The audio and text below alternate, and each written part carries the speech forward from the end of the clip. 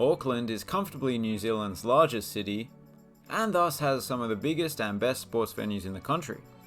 So here are the stadiums and arenas of Auckland, New Zealand. The Trusts Arena. It's not uncommon to see an elongated arena like this, but usually they are comprised of a basketball arena and perhaps a swimming pool, or maybe even a velodrome like we saw in Glasgow. In this instance, however, it's just a continuous hall, with a very long wooden floor that includes several courts. However, when the curtains are drawn and the movable seating is brought in around the main court, it can transform into a relatively intimate arena. It's mainly home to the Mystics, a netball team. Contact goal defense. But as you can see, the Breakers of the NBL do occasionally play here. As the eagle-eyed amongst you may have noticed, there is an athletic stadium next door, but the capacity doesn't quite meet the cutoff, so we won't talk about that. Eden Park is effectively New Zealand's national stadium, for rugby first and foremost. However, New Zealand is presumably the only country where it's normal for a cricket team and a rugby team to share a stadium, as the Black Caps play plenty of their matches here as well. It is a much more formidable fortress when it comes to the rugby side of things. The All Blacks haven't lost a test here since 1994, which is just ridiculous. The stadium opened way back in 1900, and despite being redeveloped prior to the 2011 Rugby World Cup, there are some remnants of the old days remaining, most notably the facade of the Northern Stand. To the south, it's the exact opposite situation, very modern. Oh look, they even call it New Zealand's National Stadium. I thought that was just an unofficial title. Although this is a nice stadium, it's far from perfect, and there has been for a long time plans to build a new national stadium in Auckland. However, I believe the most popular option at the moment is Eden Park 2.0, which will modernise the stadium extensively, including the demolition and rebuilding of the Northern Stand and the addition of a retractable roof. Situated a stone's throw from the bay is Spark Arena, the largest indoor arena in the city and indeed the country, although there is an indoor rugby stadium in Dunedin that's larger. As New Zealand is the Canada of Australia, they have themselves a team in Australia's basketball league, the aforementioned New Zealand Breakers, who, to be clear, are not the New Zealand national team. They're called the Tall Blacks. Some people from the other side of the Pacific thought that that was a racist name, which is kind of funny. It's actually a somewhat clever name. The New Zealand Breakers team is not comprised entirely of Kiwis. Anyway, they gradually increased the number of games that they played here, to the point where they now play most of their games here. Seems like a nice place to call home.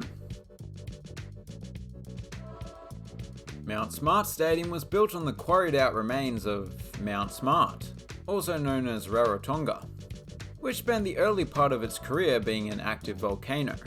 However, it decided to retire from volcanic activities many years ago.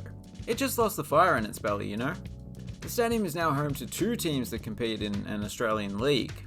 The Warriors of the NRL, who have been here since 1995, and Auckland FC of the A-League, who have yet to play their first match.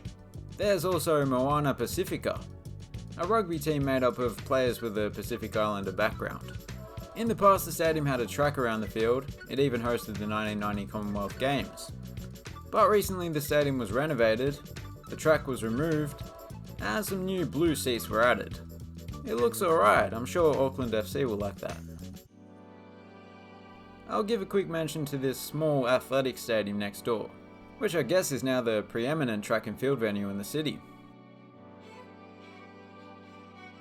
Event Finder Stadium. In New Zealand and indeed Australia, it's not all that uncommon to refer to an arena as a stadium. This is an arena. It was the previous home of the Breakers, but is now the home of Auckland Tuatara, another basketball team who play in New Zealand's domestic league. It may not be quite as impressive as Spark Arena, but one aspect that I love about this place are the arching beams up top, done up in Tuatara teal. Interestingly, the arena only cost 6 million New Zealand dollars to build, and even when adjusted for inflation, that seems cheap. I mean, nowadays in Auckland, $15 million couldn't even get you a studio apartment. Because house prices are expensive. I bet you haven't heard a joke like that recently. Speaking of which, Barfoot and Thompson Stadium. Barfoot and Thompson is a real estate agency. This is a pretty basic multi-purpose arena that's not home to a professional team, but various different amateur teams that play various sports. Volleyball, basketball, futsal, netball, badminton, hence all the different lines on the courts. The highlight of its history is probably when it hosted the gymnastics at the 1990 Commonwealth Games, an event that was dominated by Canada. I guess back in those days, ice hockey was considered a form of gymnastics. ASB Tennis Arena. This place doesn't meet the capacity cutoff, at least I don't think it does, but it's too damn cool not to include it. Rather than a typical tennis stadium, it looks like something a billionaire would build themselves in their backyard. There's indoor and outdoor courts, and even a rooftop swimming pool. The centre was redeveloped in 2010, and initially there were plans to give it a retractable roof, but that hasn't eventuated as of yet, as you can probably see. North Harbour Stadium. This place has had a bit of a topsy-turvy history. It's been home to the local rugby union side since it opened in 1997. They do after all share their name with the stadium, North Harbour. However, from 2019 to 2023, it was home to Auckland Tuatara's baseball team. They even spent money on extensive renovations that made the stadium more baseball friendly and actually reduced the capacity. They had to carry out a bit of demolition work to accommodate the diamond. And they added the Teal Monster, a large outfield wall. However, shortly after finishing those renovations, the Tuatara decided to stop existing. Well, at least the baseball team did. So it's a bit of an odd looking rugby stadium nowadays, but I like it. Speaking of odd looking, Western Springs Stadium is probably even more unusual than the last one. It was built into a natural amphitheatre, although there has of course been additional landscaping done, and a lot of the hill has now been turned into concrete terracing. Originally there was a cycling track and running track around the field, but there is now a dirt speedway. The field itself is mainly used for rugby, and the venue also hosts a lot of big concerts, including Eminem, or Eminem as the locals would say.